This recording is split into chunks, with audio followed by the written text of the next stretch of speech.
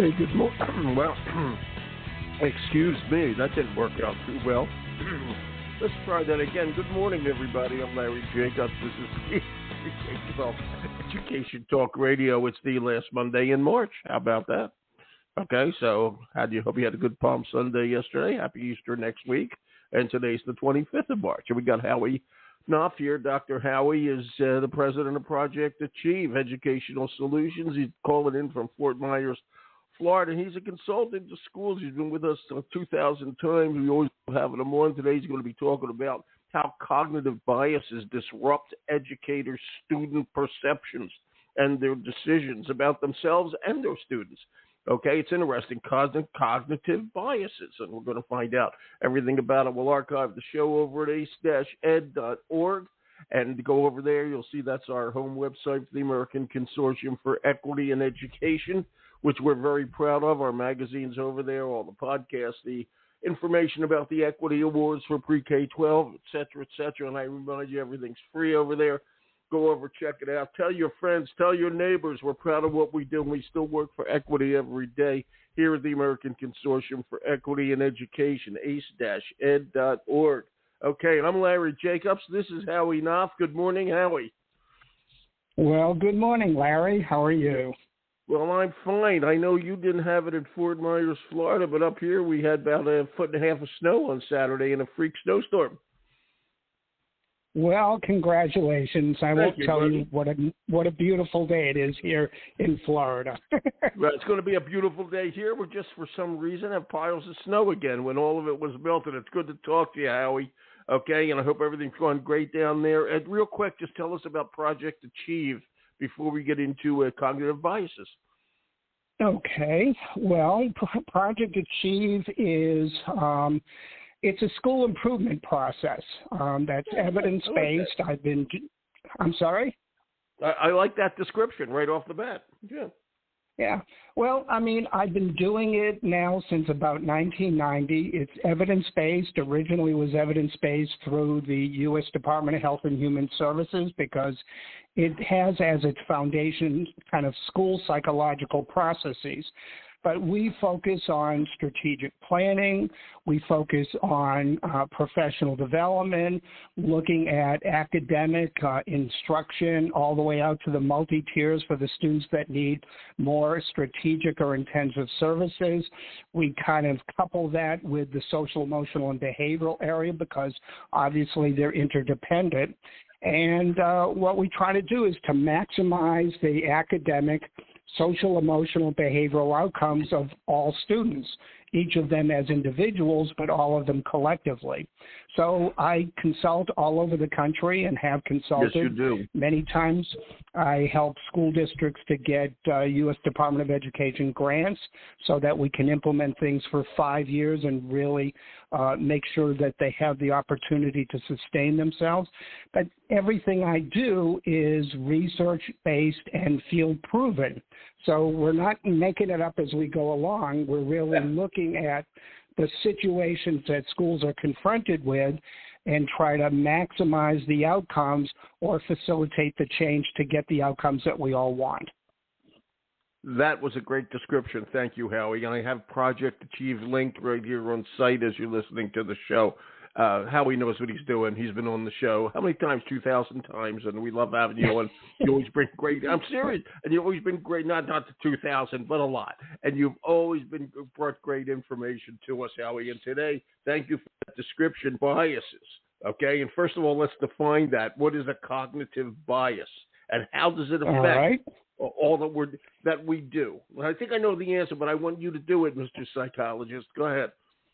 All right. Well, I mean, it does affect... Excuse me, Dr. Psychologist, Dr. Howie Knoff. Excuse me. Yeah, go ahead, Howie. Well, biases, cognitive biases, they do affect everything we do in terms of the things that we select, the things that we selectively hear, how we form our opinions, and so on. But, I mean, putting it into a school context, I want your listeners to think about, maybe administrators and how they make decisions or how they hire people or how they put people into groups or teams or grade levels or instructional units.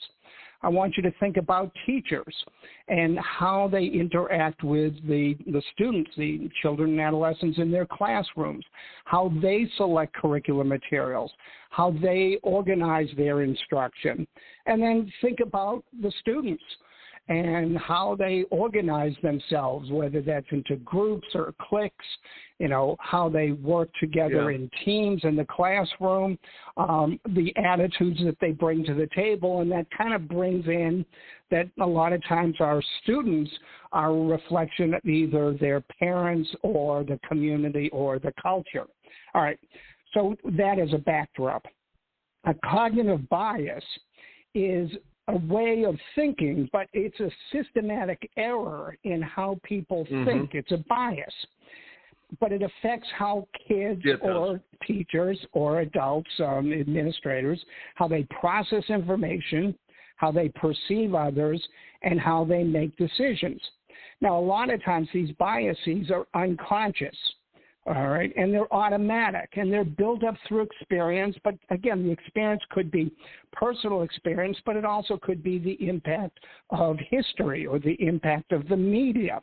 And what happens is that sometimes these unconscious biases, again, these biases affect us in negative or inappropriate ways in terms of how we perceive others or the decisions that we make. How does it affect what we do as teachers? And I think it affects it two ways, Howie. Okay? I think it affects the way we look at students. And you made an example. You put it on the sheet I'm using, okay, as we prepared for the show.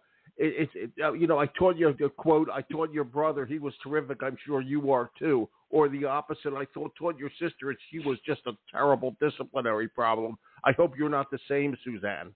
Okay? That's a bias you're bringing right in, okay? But that affects the students, okay? But I also think our bias is if you are teaching a group, okay, and you built up a bias with that group, okay, you're not going to like your job very much, and you're not going to be a very effective teacher, okay? And I think the cognitive biases affect the teacher, and I think they affect the student.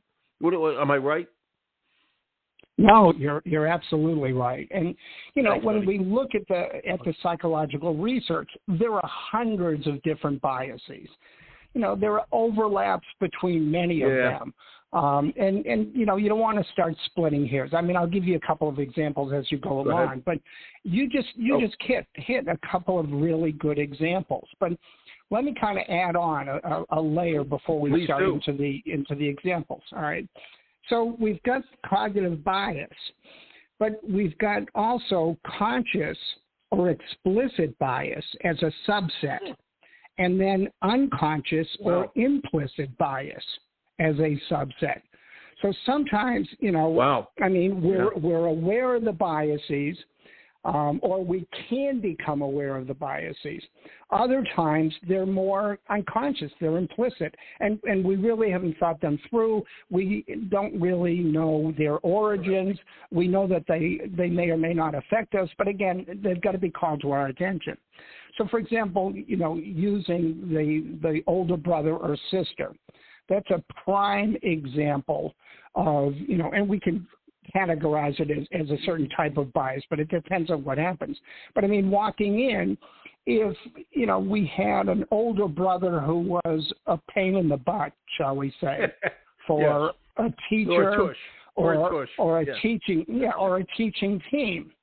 So what's happening is that because of their experiences with the older brother and sister, they are automatically sometimes biased toward the little brother or the little sister. And as soon as they see them coming or they see the parent coming, and again, we can talk about parent bias from previous examples of that people have with certain groups of parents or whatever. Okay, but we see the little brother or little sister coming, and sometimes, again, the teachers, they're already, and again, could be conscious, it could be explicit, they're sitting there saying, oh, no, here we go again. But then what the critical point is that impacts sometimes not just their attitudes and their beliefs, their attributions, but it also sometimes it affects their behavior. So how welcoming they are with that little brother or sister. So they play out the bias. And then sometimes what happens is they get what they expected, but it's because of the interaction. So they get what they expected. It becomes a self-fulfilling prophecy almost.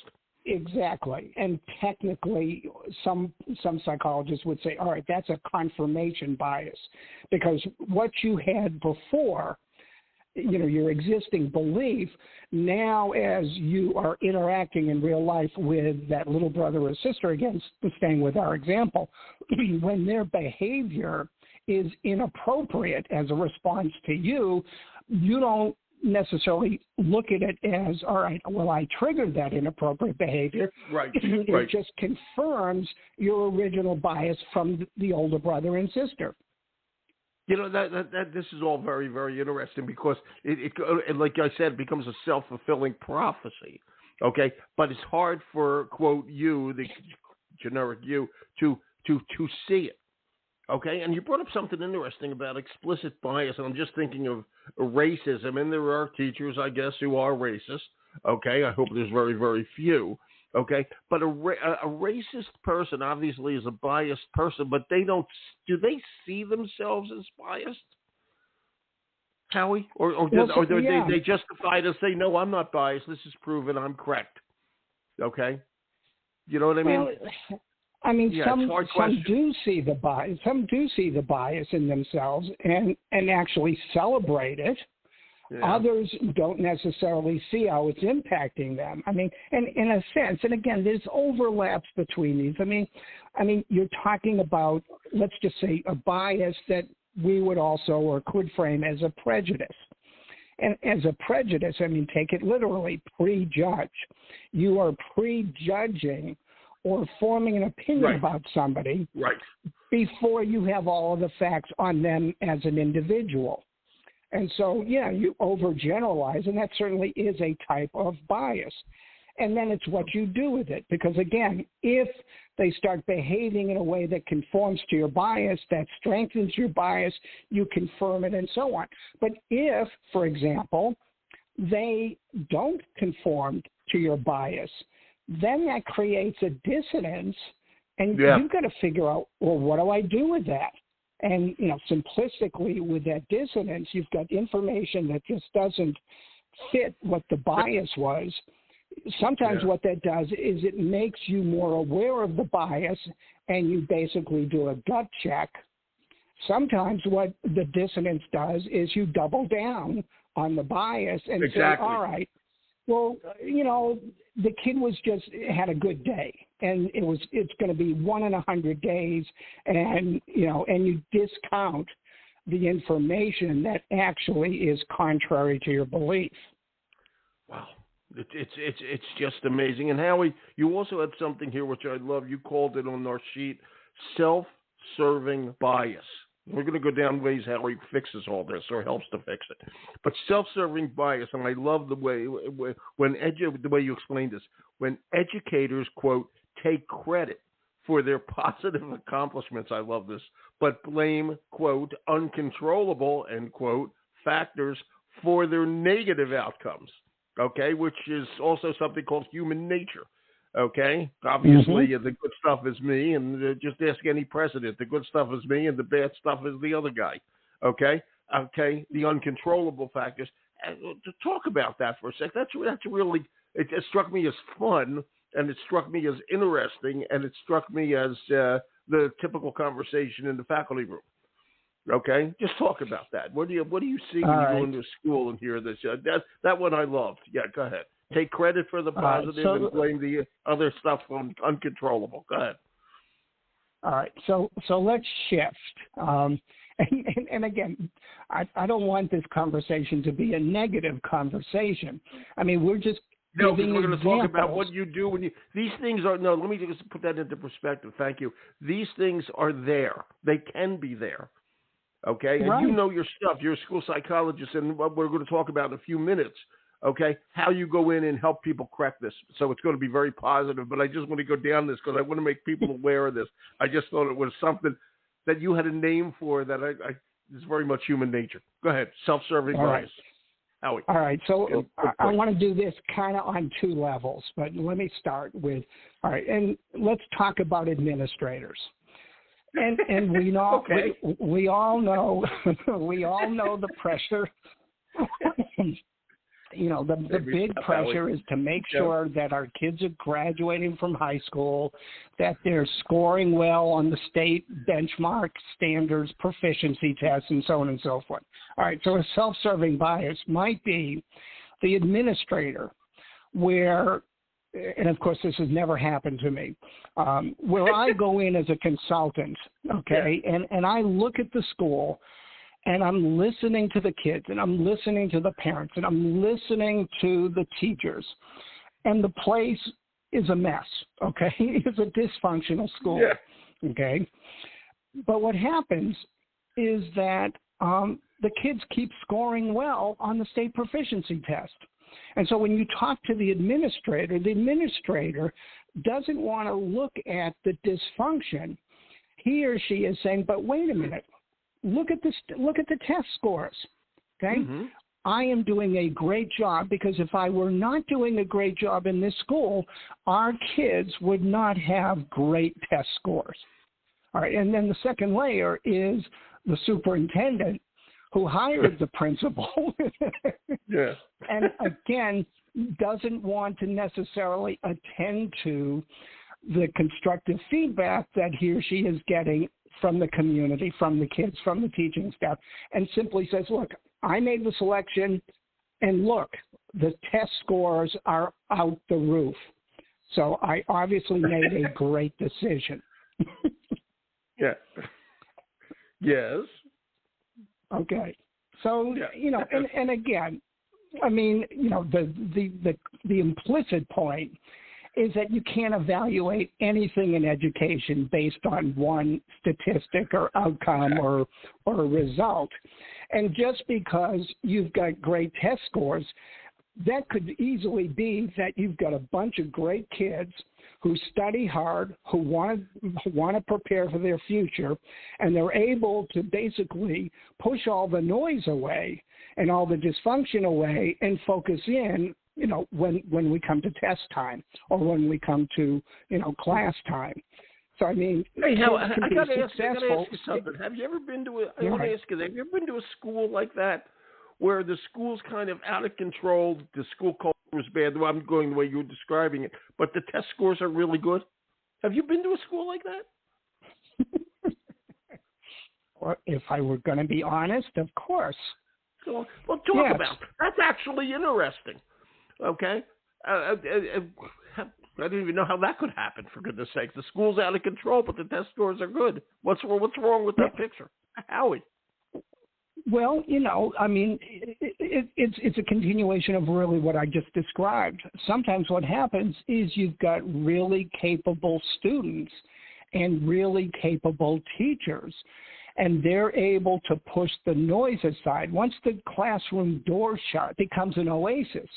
And so they're able to kind of, shield themselves from the craziness and be able to focus in. But again, it's not that they're not emotionally impacted. I mean, there's that climate issue. There's, all of that cultural with a little C issue. So, I mean, they're many times aware, but they are able to keep the noise out, or they redouble their efforts and they circle the wagons and say, all right, look, we just got to focus on what we need to be able to control in this classroom, and that's our success. And so, now again, I don't want to stereotype, but the stereotype in this scenario is really the schools that are the ones that have the resources, the schools that have the teachers who can circle the wagons and really focus in on the reality of this is what we've got to do in the classroom versus this is what I have to deal with when I go down to the administrator's office. So, does this happen in the inner city or in schools of poverty? Absolutely. Does it happen as much sometimes as in, the schools that have more resources? For me, not so much. But again, that could be a bias. That could be my bias. Yeah, exactly. Exactly. And actually, the biases, and everybody knows that they're everywhere. I mean, everybody has certain biases. Okay, whether you like it or not, we do. Okay, and you try not to, but you do. And this is what I want to ask Howie. Project Achieve. You go in there. They're not calling you in. I don't think they're calling you in because of this, but I think you see it once you're there. All right. And I may be wrong on that. You can explain that. But what do you do that when you go in and see something like this? And how do you work with teachers? How do you work with the administration to make things better? And maybe you work with the parents too. But you want to make and the thing is, you want to make people aware of this. You don't want to castigate them, but you want them to be aware of it. Just talk about that, Howie. What's the and again, I'm going to use the word, what's the solution to all this, or at least the steps to a solution? Well, there are a couple of steps. Probably the first biggest step, and it's not really a step, it's about forming positive relationships with people. I mean, it's getting a track record. It's them knowing you, understanding where you're coming from, building in, the relationship so that you're listening to them. And it's interesting because, speaking of bias, for me, as an outside person, I walk in and there are any number of different assorted biases that people have of me walking in as a consultant. And I've got to be very mindful of that. Okay. Yeah. I mean, I could have a, if you will, a positive bias. It's still a cognitive bias. So people may be impressed by my record, by what Project Achieve has accomplished, by my research and writings and the books, or the fact that I'm a doctor. Okay, so there could be that positive bias, that that kind of expert bias, but also there could be the negative bias where I'm walking in and people say, "Well, this guy doesn't know us. He's from Florida. I mean, geez. I mean, he's basically he's retired. He's got a lot of money, and he's going to come in and tell us what to do in rural Iowa." Or the bias could be where they come in and they say, all right, here's this consultant. He's an agent of the administration. Right. He's coming in. Okay, so you've got all of that. So answering your question again, and sometimes I don't have enough time to be able to do it because I'm bounded by the contract as a consultant, but building the relationships. But that means coming in and sometimes, or many times, not starting. This is not like the workshop kind of consultation. I'm here to try to really facilitate change, to bring you to the next level of excellence. And it's not a tactic. I really believe that, okay? I know you do. I mean, how I frame things, in my first introduction to the entire staff, okay, is I want to see the things that you're doing that are great. We need to maintain and extend them. We've got to look at the things that are not working and potentially think about losing those because they're not helping or they're actually undermining our success. And we've got to look at the gaps and what we need to do to fill the gaps. But we need to bring this school, this district, up to the next level of excellence. Okay, and that's kind of the mindset. But building that relationship becomes really important.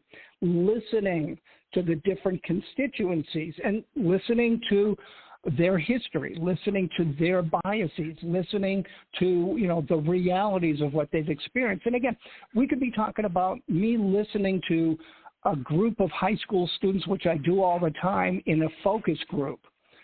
High school students on what's working here in your high school, what are the gaps that you have, listening to teachers who are in a curriculum selection group, okay, where they have to choose the next 6 or 7 years literacy program.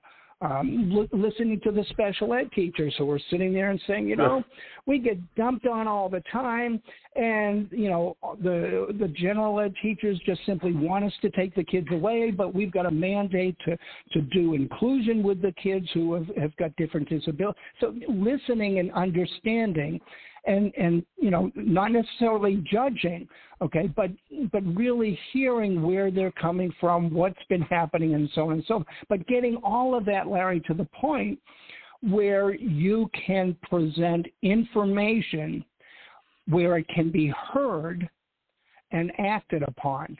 And that's really sometimes a major big step because, again, the biases are still sometimes there. And, people don't want to change. They don't want to hear that there might be a better mousetrap. But, again, the relationship facilitates that. And then you're really working the relationship with, hopefully, the objective facts of the situation and where you need to bring the staff or the kids or the administration to the next level of excellence. And I like that. And you said something that struck me, Howie. You said that you are listening to their biases. Okay, are they aware of their biases, or are you picking it up as you're listening? And they're kind of asking the right questions to bring them to an awareness. And that struck me because most people who have a bias don't even know it. Okay, or they laugh it off, so to speak. With I taught your big brother; he was a good kid too. Okay, when you say listening to their biases, how do you do that?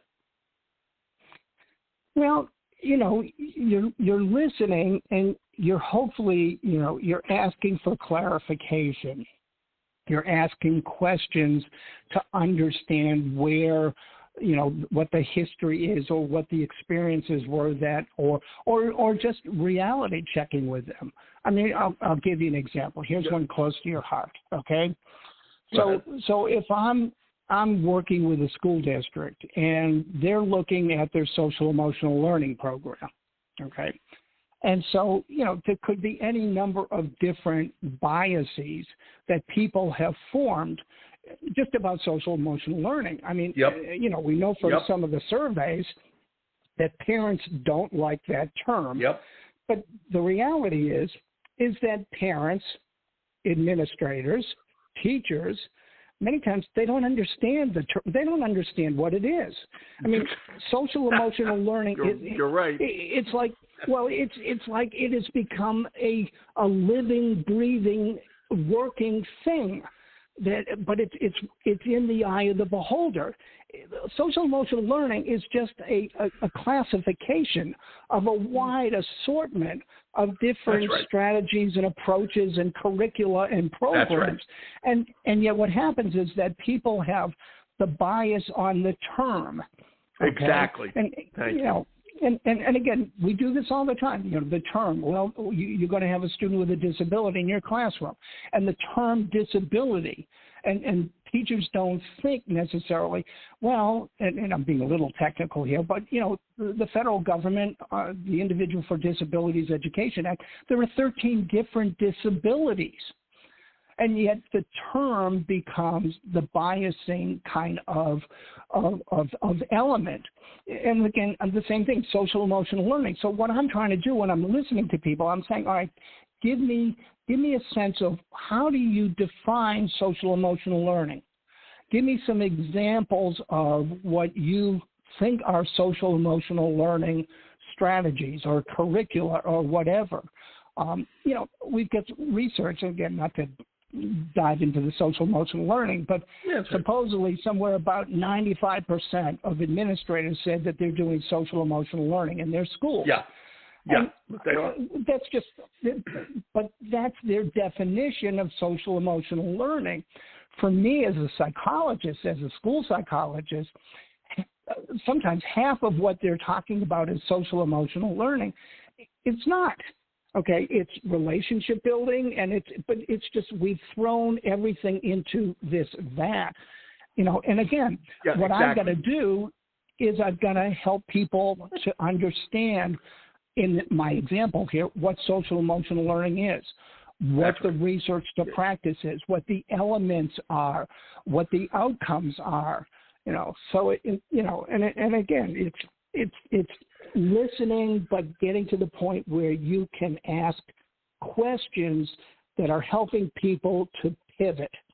And you're trying, and it's not a manipulation, you're trying to not create so much not a manipulation. that it shuts down. It's facilitating change. Exactly. And that's really what it is. I told you my story. I'm pretty sure I told you, but I'm going to tell it again because I love it. One of the school districts I had on the show had a terrible natural disaster, a flood. And they wanted to put in social emotional learning, and the very conservative community didn't like it, and they fought against it. And we were talking about it. I said, well, why don't you just call – this is exactly what you just said. Why don't you just call it something else? Call it – I just found some curriculum on flood relief education. And the guy did that, and it worked fine. It was the same damn thing. Okay, you just give it a different name and make people feel good because they were biased against. And again, it was back when not back when, a couple of years ago, when social emotional learning was politically unclear. All right, and I'll say it that way nicely. And we just got to do it. And you said it, and again, 95% of schools are doing it anyway. Okay, it doesn't need a name. It doesn't need a name. And Howie, I just want to ask you, as we got to wind down in just a couple of minutes here, okay? When you go in, okay, and Project Achieve, and you go in and you do this, okay? Have you made really concrete, positive moves towards a more successful school with all this when people are aware of their biases?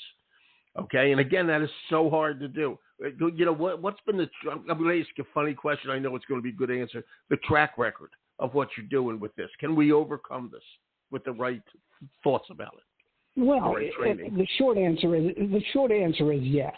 I mean, I'm not going to put myself on a pedestal, but I mean, do it. You can. I've had some significant successes in my 40-year career. I mean, when I say, Project Achieve is evidence-based, I mean, this goes back in the years where the federal government would objectively evaluate the data and the outcome of programs like mine and make a decision that this program, it's not the program developer, it's not the testimonials. The data demonstrate that this program has objective social, emotional, behavioral, academic outcomes for all kids. Okay, so when Project Achieve was evaluated by the Substance Abuse and Mental Health Services Administration of the U.S. Department of Health and Human Services, I sent them portfolios of schools across the country and the data and outcomes that we were able to accomplish. And again, it was it wasn't me. It was the teachers. It was the kids. Exactly. It was the staff. It was you facilitating it. Right. But you got to get them thinking about it. It's a process, etc. I mean, it's unbelievable. Right. Howie, we got to go. Okay. This was great. I have Project Achieve linked here, and if you haven't talked to Howie, get in touch. Okay, it's good stuff. Howie, my man, you are always welcome here. You know that, and I thank you, sir. All right. Love the time that I always spend with you.